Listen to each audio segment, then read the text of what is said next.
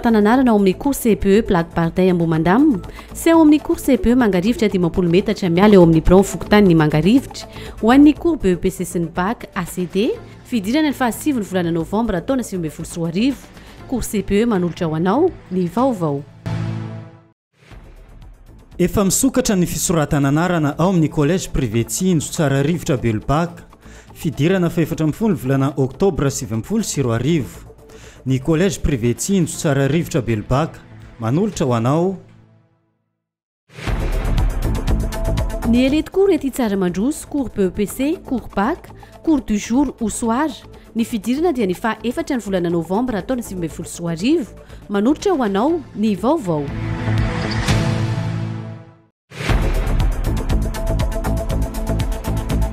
Zazavaly manadano nampidirina ponja vonjomaika voaroroy ny toraka fiara, mitondra fitarainana ny havan'ireo zaza ireo. Ny katona nanomboka omaly talata voalohan'ny volana Oktobra taona 2024, ny fitrandrahana oratsimba na ny langosta ho antsika tao anatin'ny faritry Boeny. Ny trangana vakitrano ny tao amin'ny Fokotany ny Mahajangabe, fianakaviana manana fahasembanana lolasibatra tamin'izany.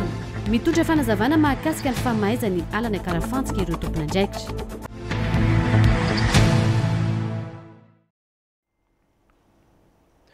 Alarobia faharoa ny volana Oktobra taona 2024, miaraba tompoko kilasy tompoko vavy, manasanao anaraka ny antsipriam-baovaontsika hatramin'ny farany amin'ity antoandro ity eto amin'ny radio telenakay. Tranga iray izay niseho teny amin'ny Fokontany Amborovy, teny amin'ny lalana mankany Amborovy raha ny marimarina kokoa, izay no entintsika vetrany isantarana ny fotoan'ny fampahalalam-baovao. Mitondra fitarainana sy manao antsoavo amin'ny tompon'andraikitra ny ray aman-dreny n'ireo zaza izay voaroroy tamin'ny raha niseho teny amin'ny lalana mankany Amborovy tamin'ny arivany Alahady fa 20 ny volana Septambra teo iny. Raha ny zavanisy tsy aivona kely, nisy ny fampitam-baovao azo avy amin'ny commissaire central fa noho ny fitorahana fiarana teratany vahiny iray no nataon'ireo ankizy maromaro izay no antony nahatonga n'ity zavantranga ity. Judith Rakotovao no mitatitra ny fanadihadiana mikasika an'izay. Tanora Valy Mianada no nampidirina vonjomaika eny am-ponja ny aliny talata voalohan'ny volana Oktobra rehefa nandalo fitsarana. Ny iray lahy amin'izy ireo mbola tsaboana eny amin'ny CHU Pezaga Androva no niratra nahazo azy no domin'ny fiara teny amin'ny lalam-pirenena fa 450 Amborovy iny tamin'ny Alahady 20 Septambra raha ny fanazavana ireo ray aman-dreny. Mipetraka eny amin'ny Fokotany Tsararano ambony sy eny amin'ny Fokotany Amborovy ireo tanora Valy Mianada voaroiroy ireo. Voro marobe teto amin'ny Bron Fokotany Tsararano ambony ireo ray aman-dreny ny zaza nitondra fitarainana anio Alarobia 2 Oktobra maraina. Zay zany ray aman-dren'le zazavavy. Dia zay malahelo amin'ny fitondrana satria ny antony mba jerenareo fitondrana akaiky ty zavatra ty. Satria ny zanakay vavy dia tsangatsangana any amin'ny boro ny alany tamin'io trano. Nefa ny fanena amin'reto olona reto, fanena amin'reto olona namono an'ireto ankizilahy reto. Zay ankizilahy zay tsy nitoraka ny taomobilindreo akoriny. Dia nidomindreo tamin'ny taomobila. Zay ny zavatra hitan'ny zanakanay. Nefa dia nigadra any ny zanakay vavy zay tsy ampy taona. Telo vavy izy ireo ny any. Andeha any amin'ny boro reo, dia talohan'ireo reto ankizilahy reto. Dia tonga avy any le 4x4, dia tonga dia efa nidominy reto ankizilahy anankitelo reto. Dia ny ray voadona, ny roa nilatsaka tary amin'ny ilany sy amin'ny ilany. Dia nidodomandreo any. Ny ray voadona zany mbola nanavitena nilefa, dia nisitrika teto afaran'le zanakanay reto rehefa niverina reo. Dia tonga dia efa natambatra andreo niaraka any nabidindreo dia nivangivangondreo moa ty le zalahy niditra any amin'ny hôpitaly ty. Dia zay vao netindreo tary tany amin'ny polisy. Ka zay ny mampalahelo anay ny zanakay na io zaza maratra io tsy ary nitoraka an'le taomobila, fa ny zaza nitoraka an'le taomobila efa ao, efa tratra ao. Ka mba mangataka nareo mpitondra fanjakana reto tompoko mba hijery akaiky an'ity zavatra ty. Zaza roa ndreo tsy ampy taona dia nankisendreo tao amin'le polisy zany, tsy hitany intsony zany zay zavatra natao zany. Ka nisy ny antsekory le naman'le raha zanako roa taty aminay dia nampilaza taminay fa hoe vao antso aty amin'ny central zanaka aloha fanjana. Saika tsy navoaka andreo tao amin'ny central koa le zanako. Raha tsy fa tonga dia nikonay izy tao amin'ny violon dia hoe alefany fa sao dia maty anahirana antsika. Dia nalefany amin'ny hôpitaly zany le izy. Ka tsara marina fa tao amin'io action sy io le izy nidomy tomobily io raha manana basa aho izy tifiriko java izy zanaka ny tarana io. Dia zanako zany hatramin'izao mbola any Androva. ny etetanay voalohany indrindra zavatra nampalelo akatena tsy zako ina tazomandreo le nanavitra le vehivavy telo nanavitra ny zanako tsisy fifandraisana misy reo ary tsy zavatra mampalelo le zavatra an'izeo tonga dia samborindreo reo zaza reo ary zaza reo tsisy fifandraisana amin'ny zanako mihitsy fa nanavitra azy. Tsy ampitoana ny sasany amin'ireo zaza voatana vonjimaiky any amponja ireo ary anisany kandida anao ny fanadinana ara-panjakana bakalorea amin'izao ity ilay tovolahy mbola tsaboana eny amin'ny hopitaly Pezaga eny Androva saingy tsy afaka nanatanteraka an'izany noho izao disadisa izao. Lasa ohatra ny tsindriny eo ity manambola dia na ovonona arany dia tsy mahazo miteny. Tsisy hoe antony fa le olona namono koa podina nagadra.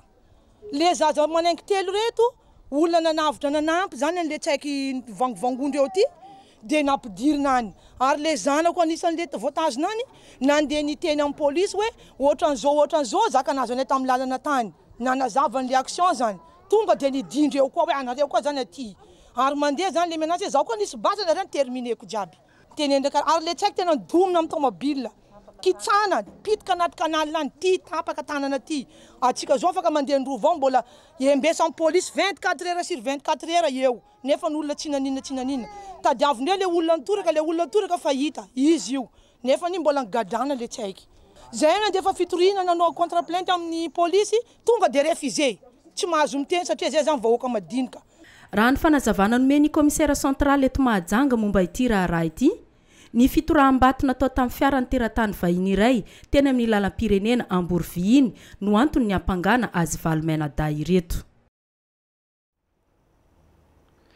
Eo amin'ny tontolon'ny jony kosa indray no entintsika noizana ny fotoana raha tsy aivona dia mbola mitoy ny fikatonan'ny fitrandrahana drakaka amin'izao fotoana izao hatramin'ny farany ity volana oktobra zay diavintsika ity fa ny katona nanomboka omaly kosa ny fitrandrahana sy ny fivarotana ny oratsimba na ny langouste raha ho antsika eto amin'ny faritry Boeny hatramin'ny faraka amin'ny telopolo ny volana desambra taona 2024 ny fara fikatonana zany fitrandrahana langouste izany raha ny ato amin'ny faritra Boeny no resahantsika mitondra fanazavana mo ny tompon'andraikitra mikasika n'izay resaka jono izay.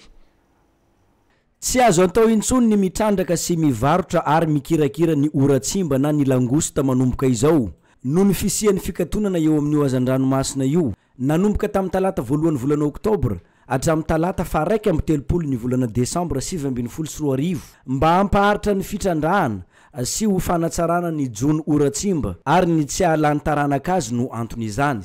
Ny oratsimba amin'ny fotoana io ny fotoana anatodizana io zany fotoana metimety kokoa raha eto Mahajanga satria fotoana mafana fanatodizana zany oratsimba izany dia io ny fotoana mafana mety eto Mahajanga amin'ny fanatodizana zany oratsimba izany dia any amin'ny faritra sasany koa mety tsy ho zay fa le fotoana mafana zany no tena fanatodizany oratsimba dia fa maninona le fepotona maritraritra manomboka voalohany volana oktobra hatramin'ny 1 desambra satria raha zavaina fomba tsotra zany azony be sy maro dia ny oratsimba rehefa manatody dia mipetaka amin'ny vatany le atody dia maharitra eo amin'ny 3 na 4 herinandro zay vao avotsitra ny le atody any amin'ny ranomasina dia zay vao foy dia nefa ny andalana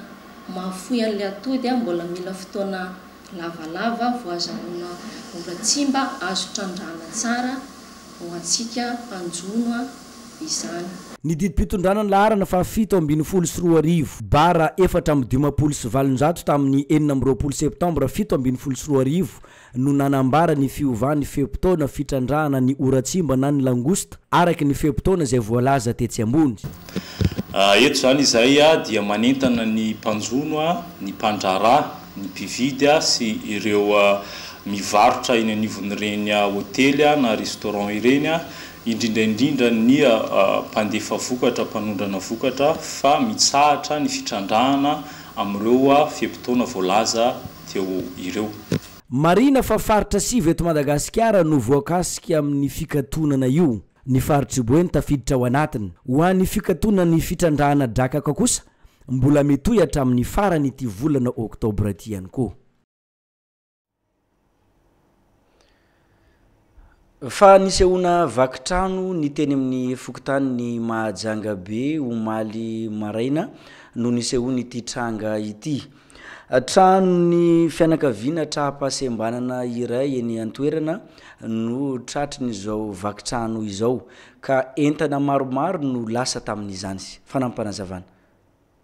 Lasa ny mpangalatra ny vary fotsy sy fahita lavitra, radio ary machine fanjairana ho an'ireto fianakaviana trahampahasembanana ireto. Nisy namaky ny trano fonenan'izy ireo tamin'ny talata voalohan'ny volana oktobra manodidina ny tamin'ny 4 ora maraina.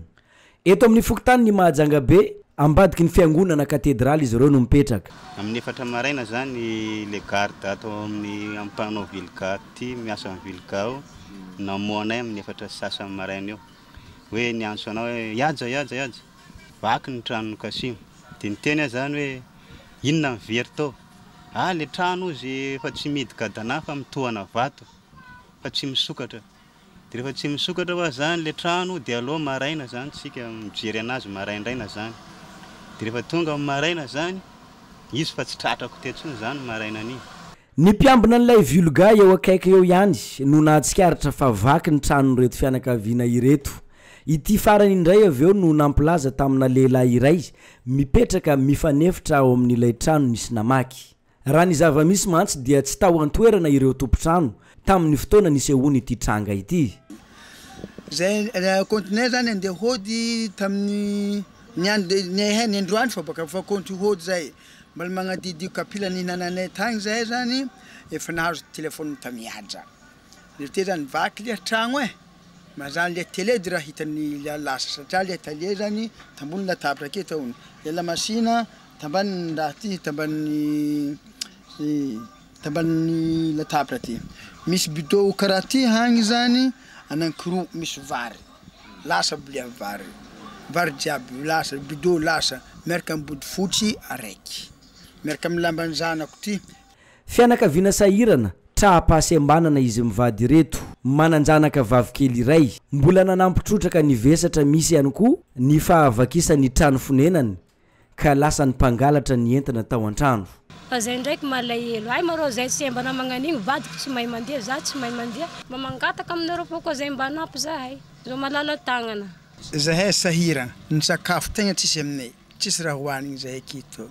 Ary reo malala tagna mba mangavigny zany mba hagnampy zahay. Efa nampafantatra ny mpitandron'ny filaminana mikasika n'ity zava-mitranga ity ireto fianakaviana trahampahasembanana ireto raha ny fanazavana voaray. Mangataka fanampiana amin'ireo zay malala tanana afaka manome zay voatsirambiny tanana ireny olona trahampahasembanana zay nisy namaky ny trano ka very ny entana maromaro tao anatin'izany trano fonenan'izy ireo izany zay mipetraka eny akaiky ny fiangonana katedraly eny amin'ny fokotany ny Mahajanga be ireny olona zay lasibatra no ny vakitrano ireny. Ivadika lafim-baovao hafa isika pejy sosialy eny amin'ny fokotany ny tsara rano ambony iny mitondra fitarainana ihany koa ireo vahoaka zay mipetraka eny amin'ny fokotany ny tsara rano ambony amin'izao fotoana izao satria dia ao anatin'ny maintany sahala am'izao no tena manahirana n'ireo mponina eo amin'ny fangalana rano. Petsaka ireo pompe fatsakan-drano zay sahirakirana ny vahoaka no nizay tsy fandehanana izay pompe fatsakan-drano izay mampijaly ny vahoaka eny an-toerana zay zava-misy zay Judith Rakotovao ny teny tsara rano ambony mitatitra ny fanadiadiana. Mijaly rano ny eto amin'ny fokotany tsara rano ambony amin'izao volana oktobra izao ary saika isan-taona.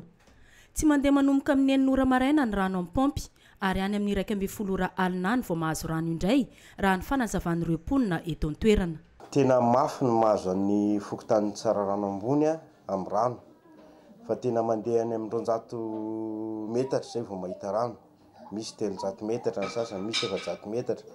Izany hoe tamin'ny fotoan'andro nahitanay an'io dia tena tsy vonona ny tao an-trano, tsy masaka ny sakafo, tsy nisaika amin'ny mpianakaviana, ny ankizy manao baka tsy afaka misaika, tsy afaka manao ninninna, tena mijaly tsara rano ambony afa tokony mba hojerena akaiky ny mahakasika nyity rano aty tsara rano ambony aty.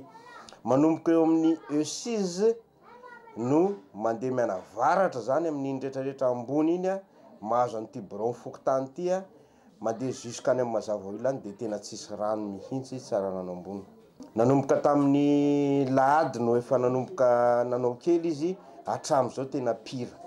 Miangavy anareo jirama zany mba hijery akaiky mahakasika an'ity rano ity a na hijery vahaolana farany malaky fa tena mijaly ny vahoaka tsara rano ambony. Misy fiantraikany amin'ny fiainana andavanandro ny mponina ny tsy fisian'ny rano avy amin'ny jirama eto amin'ny fokotany tsara rano ambony ity. Efa miha mafana ihany koa ny andro, sao hisy fiantraikany eo amin'ny lafiny fahasalamana izany. Zay eto tsara rano dia tena mijaly rano mihitsy zay, zao nanomboka amin'ny 4 maraina efa milahatra rano eo, dia misy ary tsy mahazo rano mihitsy zay. Zao milahatra eto bidon tsaina na mifiry vao mahazo rano indray. Tena tsisy rano zay eto tsara rano. Mary mpianakavinanao dia tena hita hoe fahaseranana mihitsy satria na ny rano karakarana sakafo ary tsisy. Tena mijaly tsy maintsy mitsipapapapa zay mitady plasy misy rano. Hoaiza nahitana rano andrahoana sakafo. Tena miangavy anareo ao amin'ny jirama zay mbavahanareo olananay aty.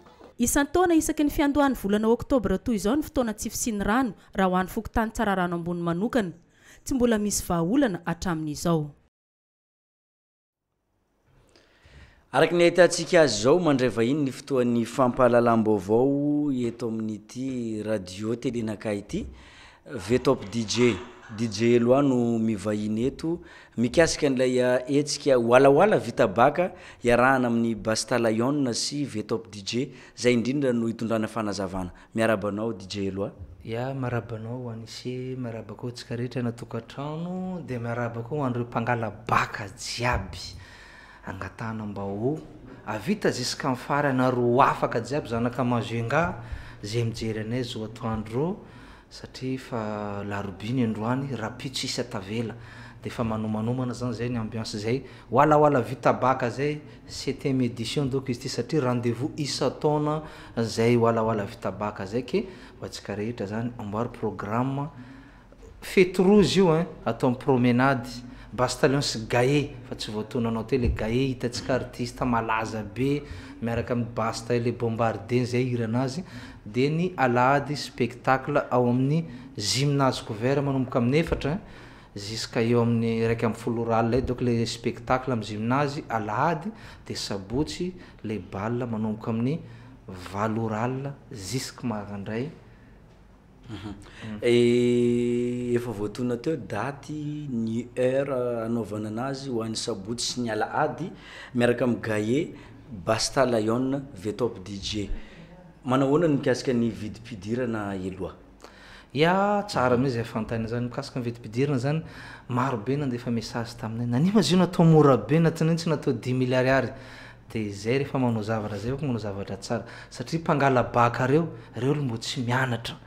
Mbo tsy miasa zafady, mbo tsy miasa fa mianatra. Tsy possible reo andeha hita vola, andeha andehanandreo amin'ny prix 50 000 zany natonga zay natao 30 000 francs na 6 000 ariary satria reo mbo angataka vola amin'ny ray aman-drenireo maman na papa ame 50 000 ma zay 50 000 angalaindreo iny andehanandreo bajaj aller retour 10 000 dia 10 000 amizay vidindreo sakasakafo satria misy nem misy sambosa ao dia 30 000 amizay mividim-pidirana zany natonga zay hoe 50 000 andesinao iny mahavita kabary jiabinao ao an'ireo mpangala baka jiaby ke ho atsika zany fotoana amin'ny asabotsy zao dia ho anareo zay fa afaka baka tamin'ny herintaona reny mitongava manotrina namanareo nakabaka tamin'ity dia ho anareo zay akabaka koa amin'ny herintaona satria mbo misy première vo afaka andeha terminal am'ty mitongava koa hoe karakory mambiance ndreo mpangala baka reky izy zany rendez-vous rango zay foana fanaovana zay rango tamin'ny 2011 tamin'za karandana anaovana zay voalohany tena guichet fermé tena isorana zany ho anareo zay mpakafian'izay Vetop DJ zay hoe walawala vita baka foana thème rango tamin'izay jusqu'à zo raha voava baka hoe walawala vita baka fety koa ke ho atsika rehetra zany apitapitao amin'ny namana jiaby raha jiaby zany ho tratratsika satria ny boisson natao mora tsy mitovy amin'ny restaurant promenade vidin'ny boisson satria nyraisinay tompona andraikitra mihitsy zay boisson zay satria raha promenade mivarotra boisson gidragidra amin'ny restaurant dia nyraisiny an-tanina zay zavatra zay satria reo mpangala baka reo tsisy moin andehanaovandreo hoe hividy raha lafo dia reo ampitovizina karaha reny boisson viditsika amin'ny place jiaby regny ke ho antsika rehetra zany mitongava sono raitra ho avoaka tokotany io misy sono satria ao zany double piste misy ivelany misy anatiny ro tena ambiance fa ivelany petripetratsika ao ho anareo zay ray aman-dreny kosa zay te hiaraka amin'ny zanaka anareo mitongava satria anatin'ny 9 mois zany tsy fa 11 mois tamin'ity fianarana 11 mois ny asa loha questionna baka io andao mba andeso izy anao mipetrapetraka amin'ny table amin'ny terasiny promenade eo izy am'izay manao ambiance anatiny eo vita ambiance stominao tao izy andao am'izay tsika mody fa vita ambiance-nao zanaka hoe ke zay zany ny programme atsika soirée familiale io jiaby tout permis fa tiako atongavana fotsiny ho an'ireo katita kely alady indray amin'ny gymnase couvert spectacle indray 20 000 francs na 4 000 ariary manomboka amin'ny 4 ora ariva jusqu'à zay raviravana mety 10 heures matinale izy rava ke ho antsika rehetra zay mbo tsarina misavy zanaka mazenga ambiance vetop DJ izy ty karaha afaka baka anao tonga amin'ny ambiance koa fa miaraka aminay ao ke mitongava maro matsiro karaha afaka baka miaraka amin'ny vetop DJ araka ny dokam-barotra zay mandeha amin'ny fahitalavitra eto amin'ny radio télé nakay manalazy vita baka zany walahoala vita baka miaraka amin'ny Bastalayon sy Gaye roa andro eto Mahajanga ny sabotsy ary amin'ny la promenade ary ny alahady ho avy izao ao amin'ny gymnase couvert ny Mahajanga zay etsika iarahana amin'ny vetop DJ zay mankasitraka DJ loa ya misaotra anao anisy dia teniko farany zany ho antsika rehetra mpangala baka ataovy baka farapitso farany fa programme maro fety fa hafa foana koa fa miaraka aminay hitantsika re matrakazo trône Bastaleon haiko raha tianareo mpangala baka io Bastaleon ro tianareo tena safidina mihitsy ndraiky Gaye satria raha jeune zany io ndro tena artiste numéro 1 am'izao hitantsika iranazy marobe reny navoakany tamin'ity ke izy koa moa zany vao tonga boka France tamaly izy tonga Madagascar tena isorana ho anazy marobe ny hira vaovao andesiny voandalana ho antsika rehetra zany zay tsy tonga amin'ny promenade amin'ny sabotsy ndraiky amin'ny lady perte karaha anao tsy afaka baka koa anao tsy tonga amin'ny promenade ke ho antsika zany mitongava maro dia riva misy émission amin'ny radio RTN ao manomboka amin'ny 10 mora riva miaraka amin'ny DJ Loa ahinona hira basta maro be ndraiky Gaye mitongava maro dia riva fotoana amin'ny radio dia sabotsy amin'ny promenade dia alady amin'ny gymnase couvert misaotra anao anisy isaorantsika DJ Loa avy ao amin'ny vetop DJ nampafantatra ny fandaram-potoana mikasika an'izay walahoala vita baka miaraka amin'ny Bastalayon sy Gaye izay fa misy ny filazana voaray ao anatin'izao fotoana fampalalam-baovao zao vakina amintsika rehefa avy eo toizantsika ny vaovao. Ny association Sagesse Éducation Développement na ASED dia misokatra ho an'ny zaza lehilahy feno 13 ka hatramin'ny 14 taona hanao kilasy mandry mianatra mikasika ny Coran, fiqh, hadith, sernabi, grammaire arabe, français sy teny turc. Ny mpianatra dia misakafo ny maraina, atoandro ary ny hariva any ampianarana. Ny trano ihany koa dia manara-penitra ary samy manana ny fandriana ny mpianatra tsirairay. Sara-pianarana 2 alina ariary isam-bolana. Izahay ihany no miantoka sy mandefa ny mpianatra any Turquie. 3 taona ny fianarana, rehefa mahavita 3 taona io dia alefa any Turquie mianatra 2 taona. Rehefa vita izay dia efa misy ihany koa ny asa izay miandry azy ireo amin'ny madrasa manerana ny Afrika. Fisoratana anarana manomboka ny 15 oktobra 2024 eny Tsararano Nosikely akaiky ny Patel Hotel. Raha mila fanazavana fanampiny antsoa ny laharana Tarbi ho an'ny tompon'andraikitra eto Mahajanga 034 20 834 34 ho an'ny tompon'andraikitra any Antananarivo kosa 034 63 583 35. AFTP, Atelier de formation technique et professionnelle. Misokatra ny fandraisana mpianatra vaovao amin'ny reto taranjam-piofanana arakasa manaraka ireto: mécanique automobile, électromécanique, informatique, formation des techniciens polyvalents, patisserie cuisine, secrétariat comptabilité izay manofana anao tonga secrétaire na comptable matianina ho an'ny bureau ampanjakana sy ny orinasa tsy miankina isan-karazany. Natao ho an'ny sokajin'olona rehetra ny fiofanana ary voafetra ny isan'ny mpianatra ho raisina ko aza miandrela ary ianao sao tara. Ny adresy AFTP, bâtiment de la chambre de commerce et de l'industrie, eo ankilany bureau-ny police Mangarivotra. Raha mila farazavana fanampiny, antsoiny laharana 034 68 021 55 034 68 021 55. Ho antsika lehilahy na vehivavy teo lasa tantsambo. Misokatra ho antsika ny Sefomar, Centre de formation maritime de Madagascar, nahazo fahazoan-dalana ara-dalàna avy amin'ny APMF, misy fiofanana roa no atolony eo antsika. Voalohany, initiation maritime, faharoa fiofanana eo amin'ny sehatra iraisam-pirenena sécurité de base. Tongava haingana ary misoratra anarana, fidirana manaraka ny alatsinainy 7 oktobra 2024. Adresy eto Mahajanga, Tsaramandroso ambadiky ny Tsaralaza. Toamasina, ex-Safid Salazamay. Téléphone 032 65 237 15 034 49 808 57. La mer, c'est la vie et le développement. Eo amin'ny pejy ny fitaterana kosa indray mitaraina amin'ny tsy fahafahan'ireo bus zay mijanona eo amin'ny arrêt-bus zay nahazatra azy ireo ny mpandeha amin'izao fotoana izao. Ka manoloana an'izay indrindra misy ny fanampanazavana hoentin'ny tompon'andraikitra avy eo anivon'ny commune Ambonivohitry Mahajanga mikasika n'ireny arrêt-bus ireny. Sitraka rarin-jatovo. Mbola tsy voafaritra hatreto ireo toerana iantsona ny fiara-pitatitra olona na laintsona hoe arrêt-bus ho antsika eto Mahajanga tapin-tanàna. Mbola eo mpanatanterahana izany ireo tompon'andraikitra amin'izao fotoana izao. Manoloana ny fitarainana ireo olona sasany dia mitondra fanazavana araka izany ny tompon'andraikitra. Zany dia faritany arrêté municipal io. Voafaritra zany reny zatra hoe arrêté daholo ny arrêt. Ny hatramin'izao aloha fahalalako azy raha nivory araka tamin'ny coopérative zahay dia mbola tsy dia terminé tsara ny tena arrêt-bus rehetrarehetra. Fa mbola samy mipetrapetraka amin'izay petrahany foana aloha le bus zany amin'izao. Fa izy hitantsika fa misy abri-bus zany dia iny aloha fa définitive hoe arrêt-bus iny. Fa ny tenantenany kosa dia iny zany mbola faritana iaraka amin'ny coopérative dia déterminé tsara isika 4 mètre moa nametrahana an'le arrêt-bus zany mba tsy hampanahirana an'le olona zany ao anatin'izay zavatra. Faritana angamba reny zavatra reny. Mbola ao anatin'ny fa izay tsisy abri-bus izay misy abri-bus zany efa définitive reny. Izay misy abri-bus. Fa raha tsisy abri-bus zany le ry dia mbola miandry zany iny hojerevana manaraka zany nametrahana zay. Raha tsy ivona dia efa maro ireo abri-bus efa nitsangana ho antsika eto Mahajanga izay fiara-miasa ny ministera ny fitanterana amin'ny commune Andrenivohitra Mahajanga.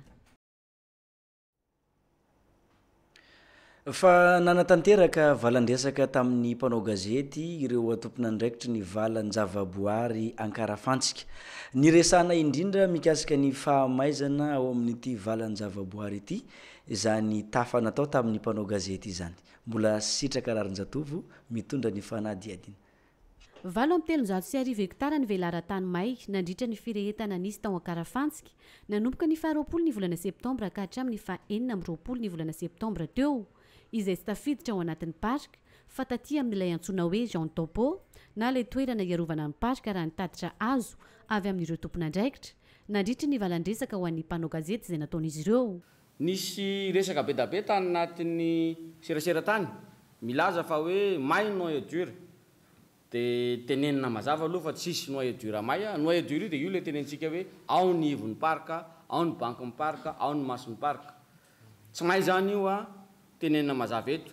Misy ala may fantatsika ho azy teneniko izay hoe maro ny antony mahatonga an'io. Fa ny hita aloha zany hatreto dia hoe ny fahasarotana sarotra zany ny fiainana satria miditra amina fotoam-pahavaratsika izao période de soudure ozytsika dia mitady vola maika malagasy mitovy amintsika ireo raha ny voalaza trany dia mbola ao anatiny vanim-potoana ny afo isika izao ary afo aza avy amin'ny afo charbon no fantatra fa nahatonga ny afo tamin'izay fotoana izay mitombo tato ato. Misy antony maromaro ny zany famaizan'ny parka zany. Ny antony voalohany zany dia filan'ny olona ilay satria rehefa misy ny tsy fahampiana takatsika olombelona normal mihitsy rehefa misy tsy ampy izy dia any amin'ny toerana ahitany zavatra mora raisina no andehanany voalohany. Hitanareo fa ny charbon kapa ny randroany teo an-tsena za mahita tery zao dia nanontany 60 à 75 000 ariary ny gony gony ohatrohatr' zao ngambana izy io ataontsika hoe gonina 70 centimetre non FMG azafady indrindra zany hoe mahazo vola le olona anatina fotoana fohy rehefa mahazo vola anatina fotoana fohy zay zany le olona dia mametraka hoe aiza indray ny ahitana rehefa lany le zavatra azony dia lasa indray izy mandeha volamora zany zao ny fanaovana charbon volamora ny fanapahana azo volamora mazava ho azy a lay fanimbana tontolo iaina satria manimba izy a zao ny andro maina dia manimba izy androany dia mieritreritra fa afaka ray volana sy tapany dia andeha amboly katsaka na manga azo na tsaramaso olona ray no efa voasambotra amin'izao fotoana izao voaroroa tomponantoka tamin'izao firehetana izao mbola misy kosa ireo mbola karohina ankehitriny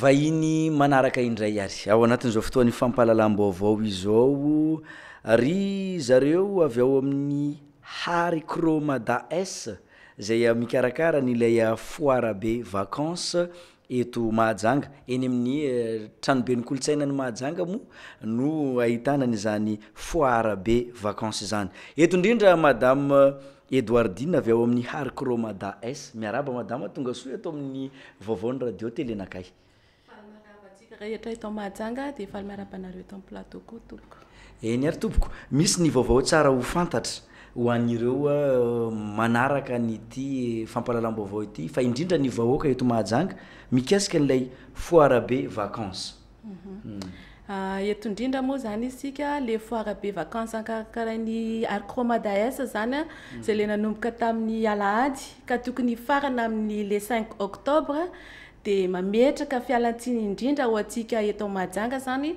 fa noho hoe ny antony tsy avy aty aminay le izy dia tsy maintsy tapitra omaly hariva zany dia mametraka fialantsiny indrindra ho antsika rehetra izay nanantena sy nampanantenanay tamin'ny hoe mbola ho avy zany amin'le foire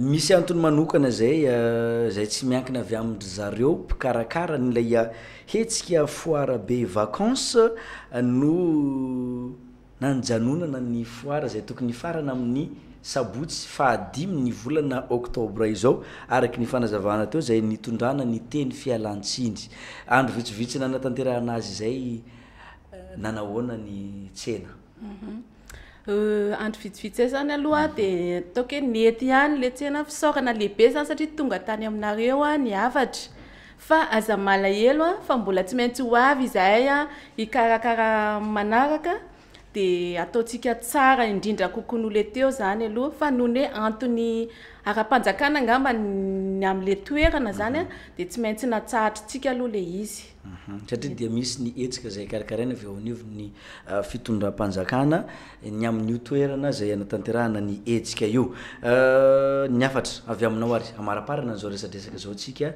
dia ny afatra avy madame ny afatra avy aty aminay zany ny Harikromada S zany dia mbola vonona anao foire eto aminareo atsika Majunga ka aza malahelo fa mbola ho avy izahay anao metimety kokoa zany eto amintsika dia fisaorana lehibe ary mametraka ny fialantsiny indrindra tompoko ho anareo eto Mahajanga eny ary tompoko tsy ahivona fa ramatoa Edwardine avy ao amin'ny Harikromada S mikarakara n'ilay foire be vacances zay natao teny amin'ny tokotany malalaky ny tranobe ny kolotsaina ny Mahajanga no ny vahiny teto tamin'ity antoandro ity rahasoa tompoko rahasoa tompoko toizatsika eo amin'ny page sosialy sy nanatanteraka asa sosialy nandritry ny fankalazana ny andro raisam-pirenena ho an'ireo zioky olona zay natao omaly ny fikambanana gaskarana na ny azoi nisy ny fizarana sakafo masaka ara-pahasalamana ho an'ireo zoky olona ireo zokolona misy 520 noho ny sitraka sakafo ara-pahasalamana sy be otrikainy avy amin'ny fikambanana azoina ny fikambanany gaskarana eto atapy-tanàna ny Mahajanga nandritry ny fankalazana ny andro raisam-pirenena ho an'ny zokolona ny talata voalohany volana oktobra taona 2024 teo tsy diso anjara tamin'ny fijerena ireto be antitra ireto ny gaskarana ka nitondra teny fisaorana ireo mpisitraka misaotra ny gaskarana na ome haniny sakakafonay zoky olona tena nafinaritra ary voky koa tamin'ny tsaramaso ndraiky omby henan'omby fisaorana foana fa za moa tsy dia misy resaka maro tenenina fa dia misaotra betsaka foana Ny havatra mba tiako ampitaina zany moa dia hoe mba maniry ny zokolona rehetra zany mba ho tafiditra ato amin'ny fikambanana jiaby. Dia misaotra ny gaskarana aloha fa vokiny be antitra androany nahazo sakafo ara-vitamine dia misaotra nazy indrindra dia matetika ny ohatran'izao. Zay ndray sady mitelona ihany masy no misaotrako dia zay roy izy.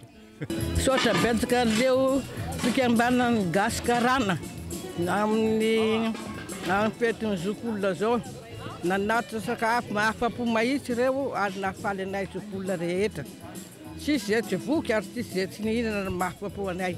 Ka dia misaotra betsaka ireo Andriamanitra itahinareo ka tohizy le zava-toareo fa efa mahafaly anay. Mankasitraka aloha amin'ny fikambanana gaskarana nanao zao sakafo tsotsotra fa ara-vitamine izao ho anay zokolona. Zava-dehibe zao fihetsika atao zao. Ny rahalenay koa zany dia mba maro ny fikambanana na ohatran'izao anay zokolona fa maro be nge ny zokolona tsy misakafo maro be ny zokolona matory amin'ny rano fotsiny fa misy ohatran'izao andro ray natokanao anay zany dia misaotra fa vary izy ty dia hena dia legioma ara-pahasalamana fa ny angatahako mba maro ny ONG matanjaka eto an-tampon-tanàna tokony mba na ohatran'izao koa fa mba manampy ny zokolona fa masoandro hariva zay rehetra reo.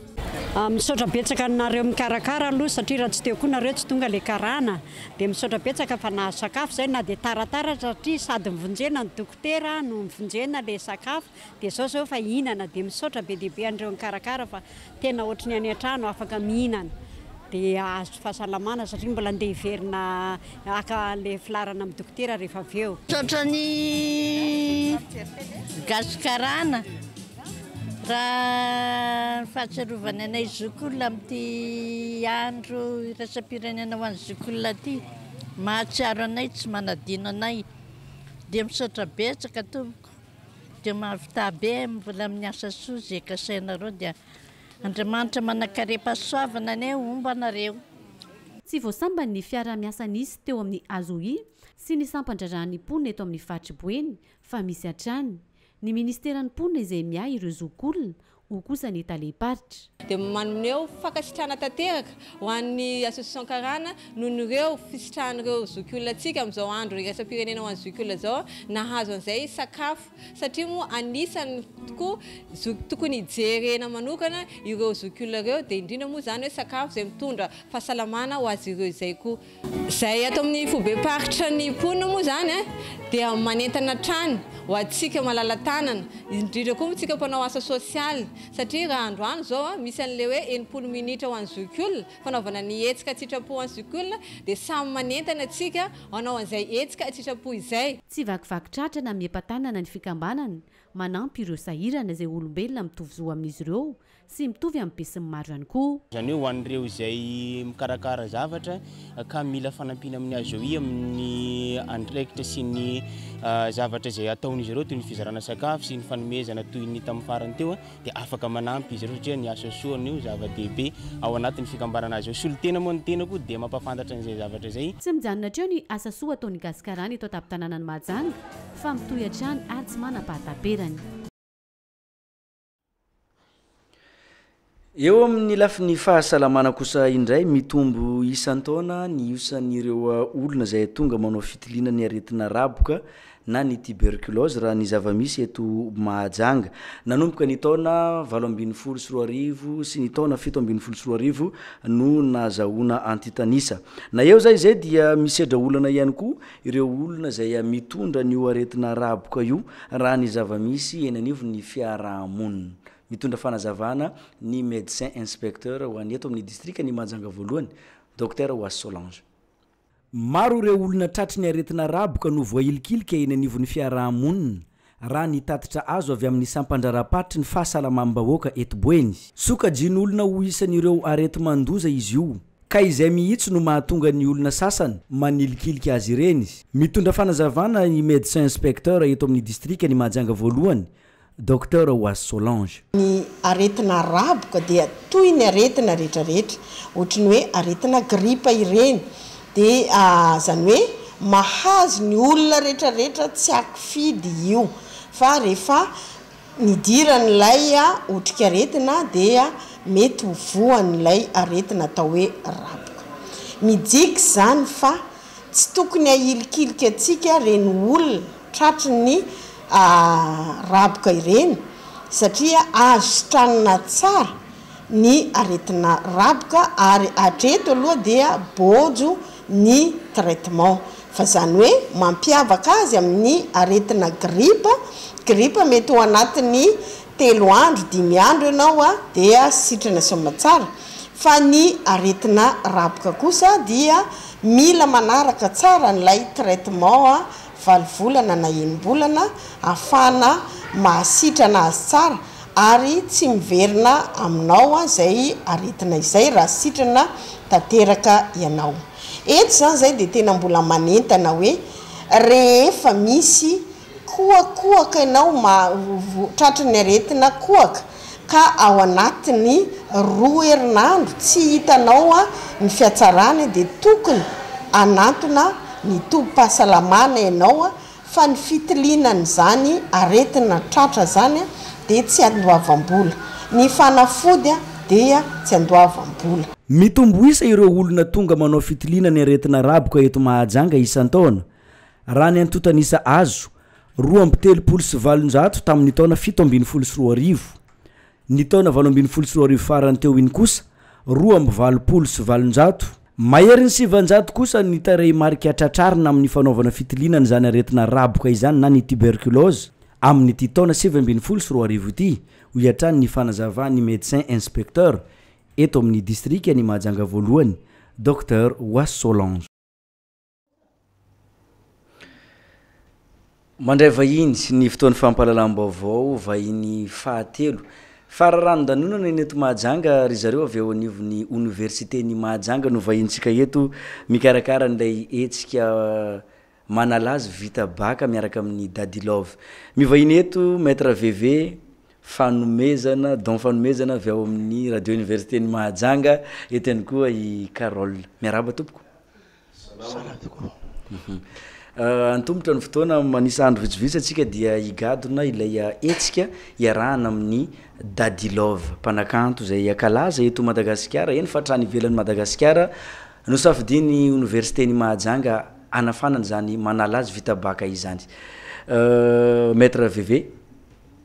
Ya faly miarabantsika rehetra ny atokantrano dia zitratra mpisapisakafoana moa dia mahazo tomana daholo tsika ary irarina mba samby azo ny fivelomana sara tsika amin'ny fatoavan'ny Dadilove avy ety zay natongavana eto moa dia anentana tsika any amin'ny tokantrano mba samby vonona na ianao an'izay fanomanana zay satria ny Dadilove dia efa vonona any amin'ny lalana izao fa milalana izao fa ny telefona izao amin'ny lalana tsara ho avy ety Mahajanga satria avy any ivelany izy nanao di spectacle avy any ivelany ka efa mijotso amin'ny aéroport Nivato izy dia efa mitalazotra wakati amin'ny Mahajanga anomana zany fety zany eto amintsika Mahajanga.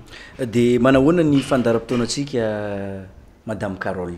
Ya ny fandaharam-potoana moa dia efa matipaika avokoa zoma 4 octobre 2019 amin'ny 7 alina atsika ao amin'ny gymnase couvert tsy misy aiay fa ao amin'ny gymnase couvert 4 octobre 2019 amin'ny 21h manomboka na 7 alina. Ao amin'ny kianja mitafony Mahajanga zany ny zoma fa efatra ny volana octobre miaraka amin'ny Dadilove. Manahoana ny resaka vidipidirana fano dia inona daholo ny zavatra mety ho hita mandritry ny ty etsika iarahana amin'ny Dadilove ty? Ya, ny vidipidirana aloha zany dia nataontsika mora tsika satria ny tsika moa zany efa miezaka foana manaraka fenitra any ivelany indrindra fa miresaka zany hoe alipandizana na spectacle io ny zavatra ampiasaina anatin'izany zavatra efa tena raitra no entina zany ampisehoana tsika voaka amin'ny Mahajanga.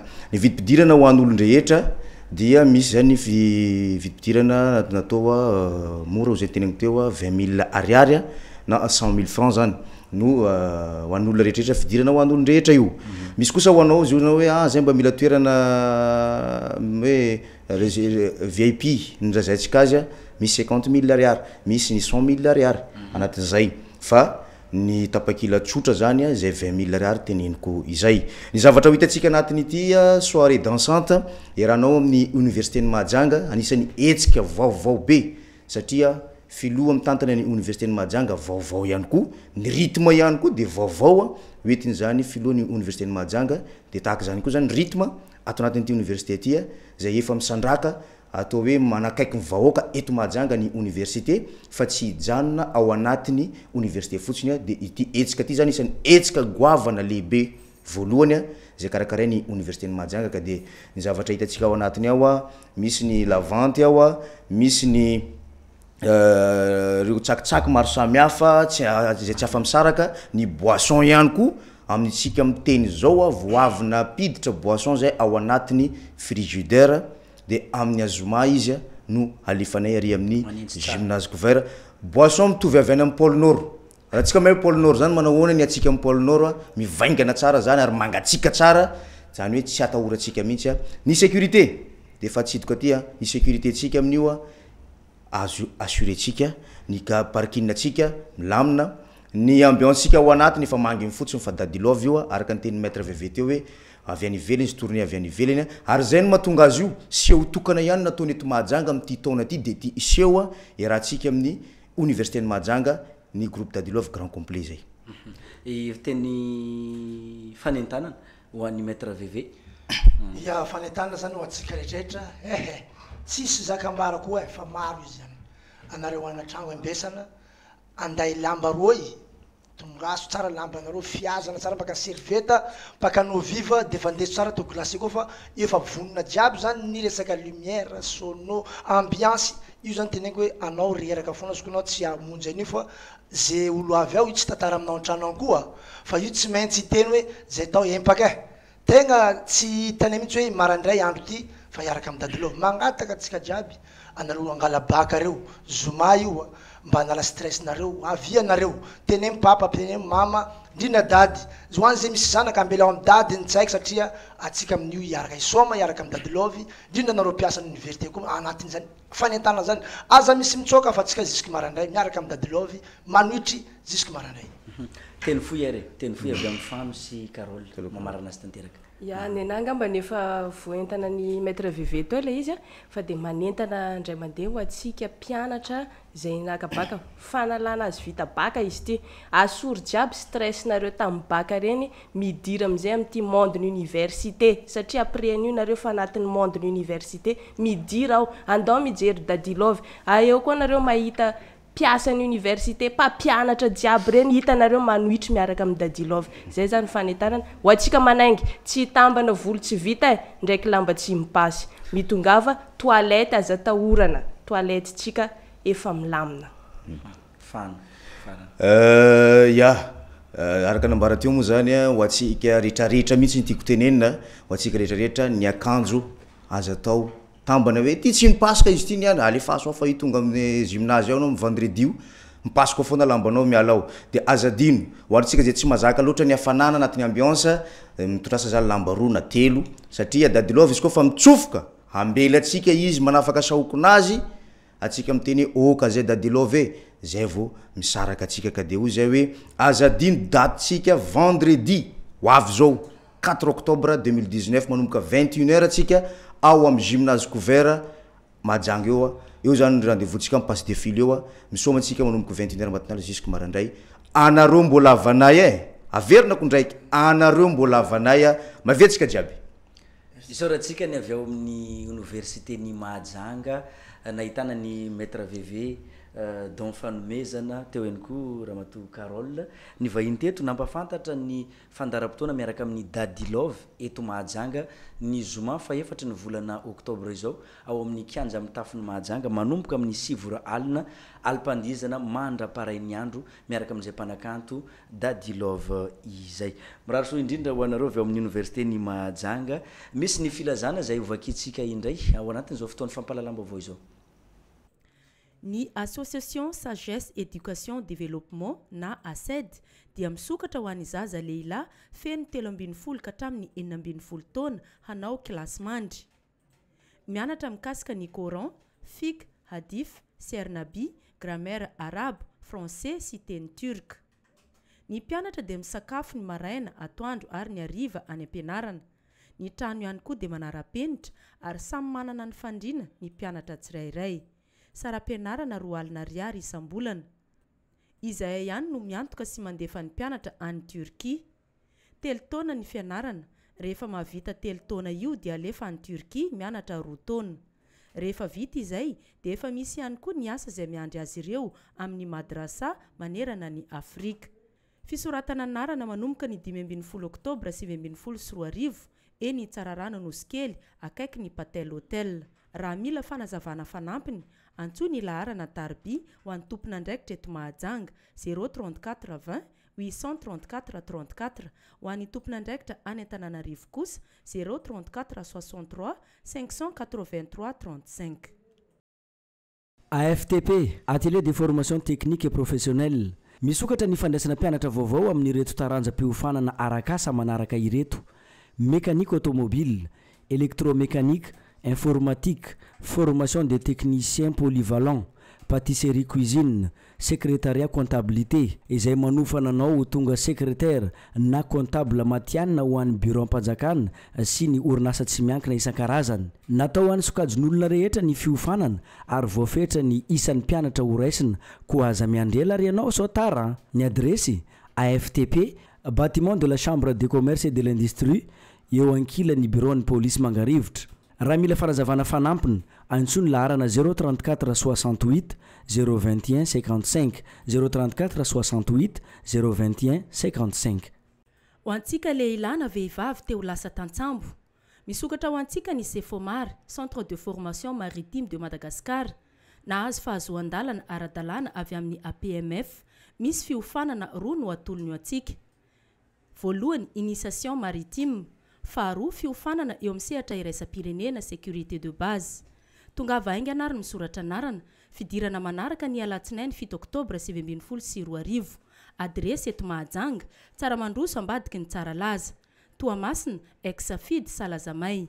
Téléphone 032 65 237 15 034 49 808 57. La mer, c'est la vie et le développement. Mbola miteraka resabe am'izao fotoana izao ny mikasika ny fanendrena ny gouvernora miparitra.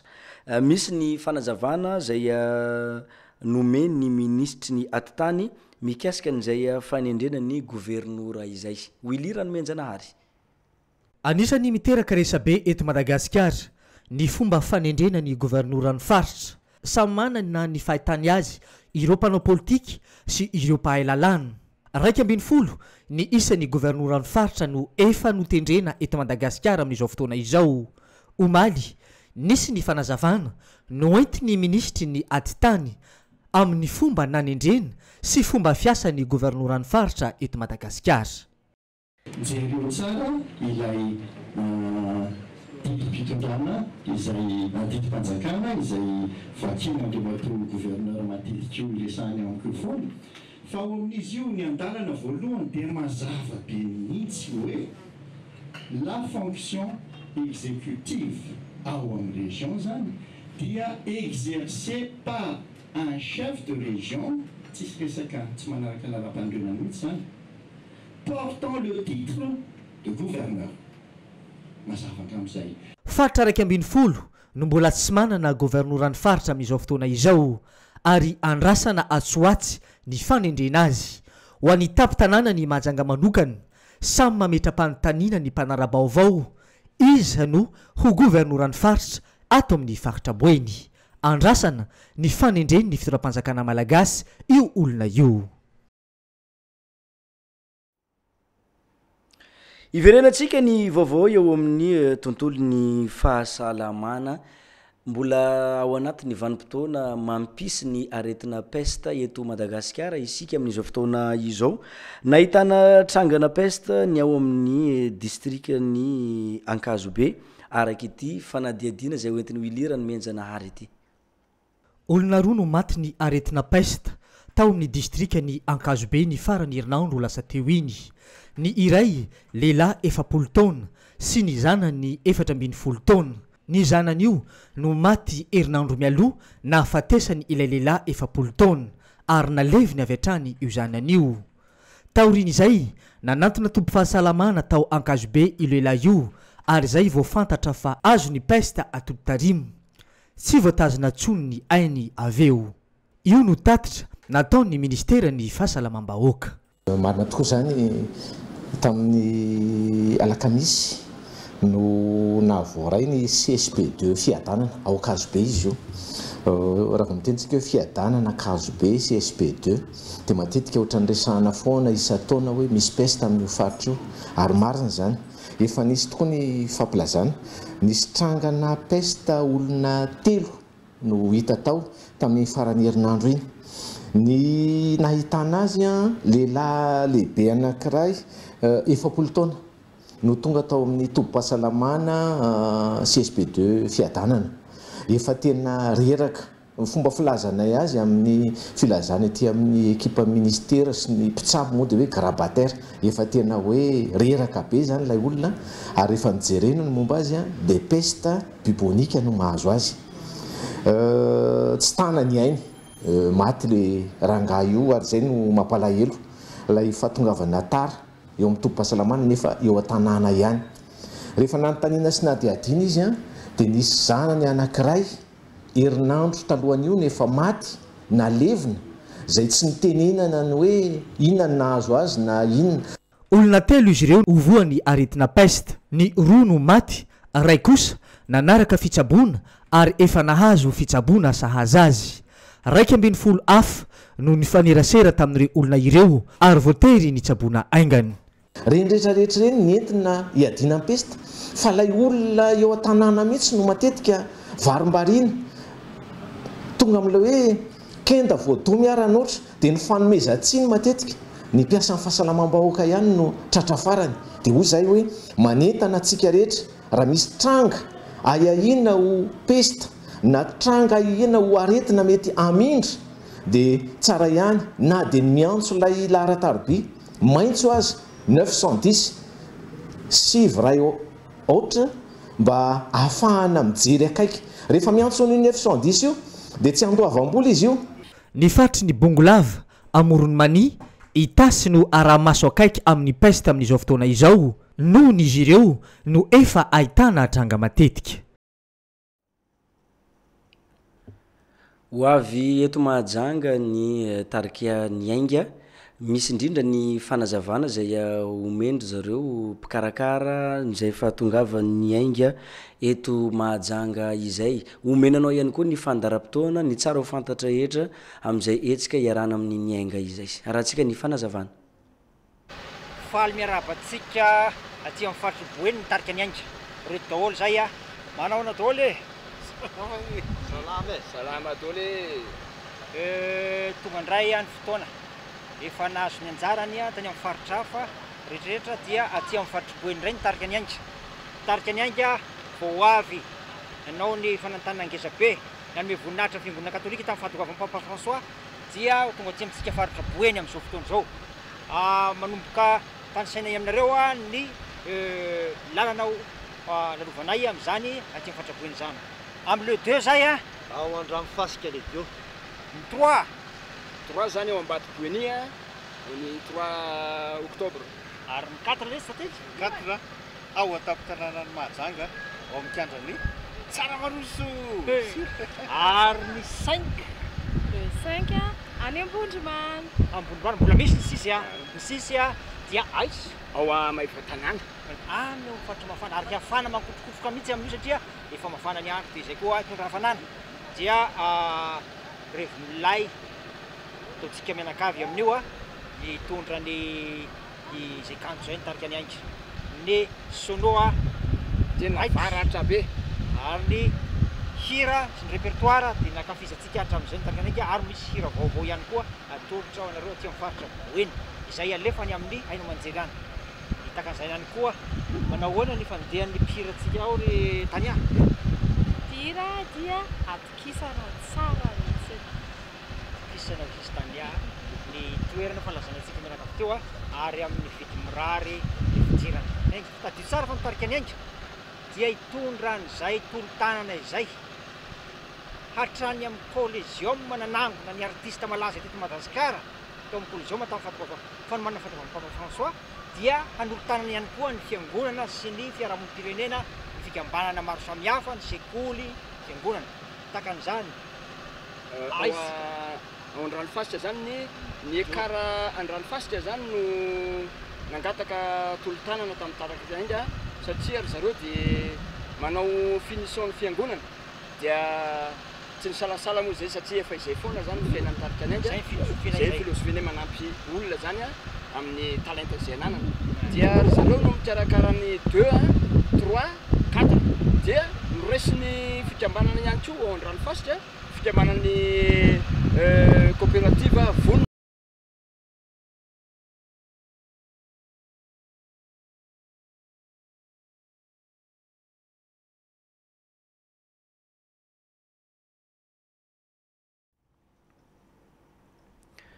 fa nanatanteraka fitsidiana ara-pombam-panajana ny lehibe ny faritra boeny mpisoloterana ny avy eo anivo ny BNGRC nasionaly ny resadresaka indrindra mikasika ny fiatrehana ny loza voajanahary ireto tompon'andraikitra avy eo anivo ny BNGRC nasionaly ireto.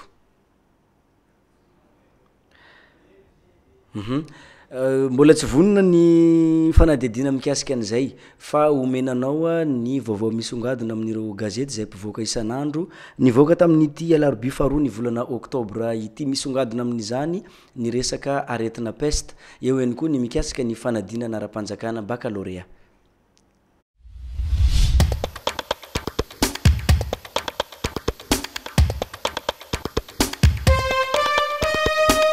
ireto indray ireo gazety nisongadina tamin'ny tsy andro ny alakamisy faharoa ny volana oktobra taona 2024 ity ho an'ny gazety taratra vao mariny ministera olona roa matin'ny pesta tao Ankazobe izay hitantsika eo amin'ny pejy fahaenina fandorana ny alana Karafantsika olona 3 voasambotra efa nahiditra ponjany iray izay hitantsika kosa ao amin'ny pejy faharoa fanodikodonam-bola ministera ny atitany migadra efa taona asan-terivozina ny dafy teo aloha izay hitantsika eo amin'ny pejy fahatelo. Ho an'ny gazety tia tandrazana indray kosa mbola eo amin'ny tontolo ny fahasalamana trany Ankazobe mpianaka no indray matin'ny pesta ao amin'ny pejy fahadimy kolikoly eny amin'ny faditseranana miteraka fahatsiantoka 900 miliara ariary izay hitantsika kosa ao amin'ny pejy faharoa. Ho an'ny gazety izay izany kosa baccalauréat Moramanga mpiadina 3 ny indao sy ny fahafatesana 3 hafa verisaina tampoka izay hitantsika eo amin'ny pejy faharoa. Ligue des Champions ifandona ny Barça sy ny Inter izay hitantsika eo amin'ny pejy fahaefatra. Osika sy alatra jiro mpanjifa sy mpiasan'ny jirama miisa 750 no saziana namerim-bola izay hitantsika eo amin'ny pejy faharoa hatrany. Ho an'ny gazety Jejo kosa indray Ankazobe nisy mpianaka matin'ny pesta izay hitantsika eo amin'ny pejy fahatelo. Eo amin'ny tontolo ny fahasalamana kosa tongolo gasy lomana ronono mitsaby sohika tosidra izay hitantsika eo amin'ny pejy fahafito. Alajaza tao mandoto sanga matin'ny vahoaka ilay voaroroy izay hitantsika trany ao amin'ny pejy faharoa. Ny gazety Bojo no entintsika mamarana azy Paul Lakitra efa niarana lalao tamin'ny Pablo i Maradona izay hitantsika eo amin'ny pejy fahadimy. Miazakazaka ny fandrosoana manao disexy hatramin'ny robot izay hitantsika eo amin'ny pejy fahaefatra.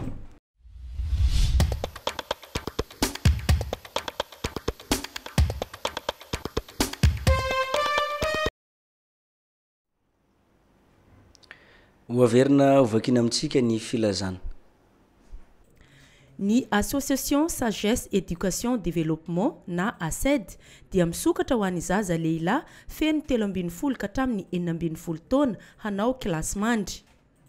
Mianatra mikasika ny Coran, fiqh, hadith, sier nabi, grammaire arabe, français sy teny turc.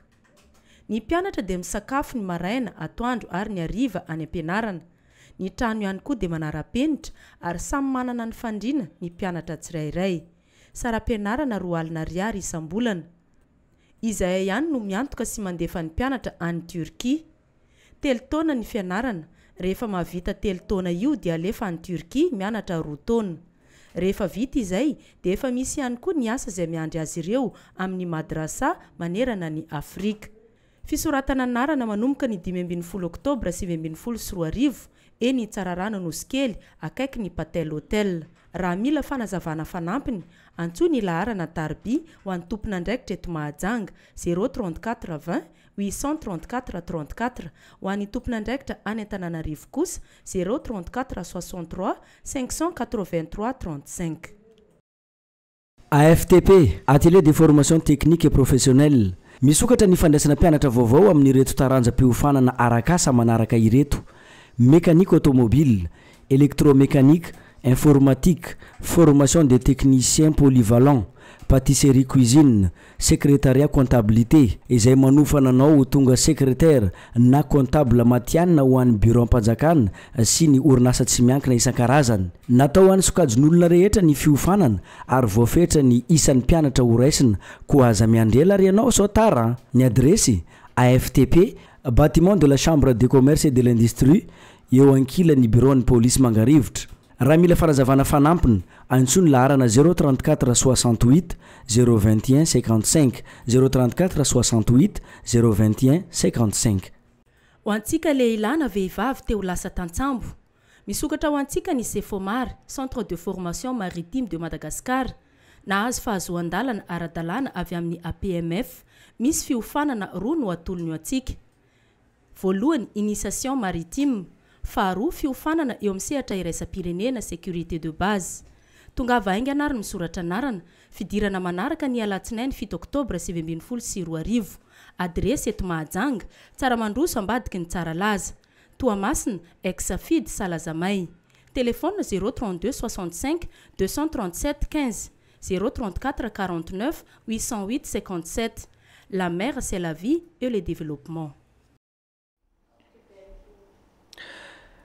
Zay ihany koa no mampiditra antsika amin'ireo vaovao sy maresaka avy any ivelany zay voareta amin'ity alarobia faharoa ny volana oktobra ity.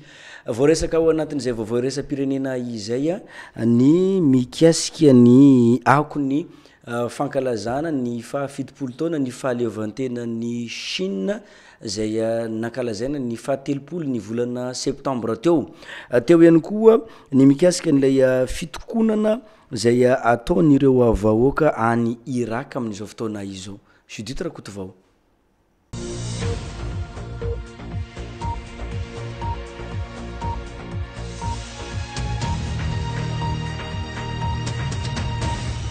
Mpanohitra Hokonge roa no naratra mafy no ny tifitra nahazo azy nandritra ny cortège fankalazana ny fahafitopolo taona nahazoan'ny Chine ny fahaleovantena tamin'ny 3 septambra lasa teo. Nidina andalambe ny mpanohitra anarivony Hokonge omaly talata ary namaly ny antso amin'ny anaovana ny journée du chagrin izay anakorontanana ny fankalazana ny fetim-pirenena sinoa io. Zaza 12 taona no voatifitry ny polisy tao amin'ny quartier Chuenwan miala 10 kilometatra ny tapotanànan'ny Chine ary ahina mafy ny fahasalamany amin'izao. Ilay mpanohitra iray hafa naratra kosa efa nahazo fitsaboana ho ihany ny tatitra ireo mpitondra teny. Olona raiky amin'ny 30 hafa koa no nampidirina hôpitaly nandritra ilay fifanoherana. Nampiasa tifitra tena izy ny mpitandro filaminana irakianina omaly talata mba anaparitahana ny olona nanao fitokonana tao an-tapotanànan'ny Bagdad sy Najaf. Olona roa maty tamin'izany ary 200 mahery ireo naratra. Ity no hetsika voalohany ara-tsosialy nanoherana ny fametrahana ny gouvernement tao anatin'ny heritaona tany Irak. Any Bagdad, mihoatra ny arivo ireo mpanao fihetsiketsehana amin'izao, ny vory mba hitaky ny asa sy ny sapandraharaha ara-panjakana araka ny tokony ho izy. Izay fitakiana izay anefa no antony fitifirana nataon'ireo mpitandro filaminana any an-toerana.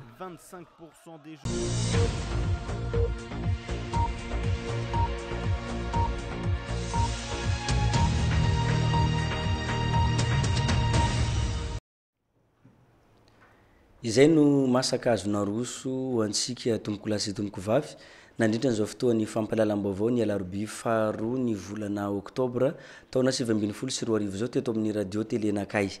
Misaotra antsika rehetra nanaraka hatramin'ny farany fotoanany vaovao. Mankasitraka andreo namana mpiara-miasa ihany koa izay nanampy ka nafahana nanotra ny rentsipriam-baovao teo ireny. Fotoana metrako ny velomy mandrapitafa ho amin'ny manaraka indray. Veloma tompoko. Efa misokatra ny fisoratana anarana ao amin'ny cours CPE Plaque Bardin Ambomandamo sy ao amin'ny cours CPE Mangarivitra 50 metatra miala eo amin'ny Bron Fokotany ny Mangarivitra ho an'ny cours BEPC sy ny bac ACD fidirana ny fahasivy ny volana novambra taona 2024. Ny cours CPE nanolotra ho anao teo ny vaovao. Ny élite cours ety tsara mandroso cours BEPC, cours bac, cours du jour ou soir ny fidirana ny fa efatra ny volana novambra taona 2024 nanolotra ho anao teo ny vaovao.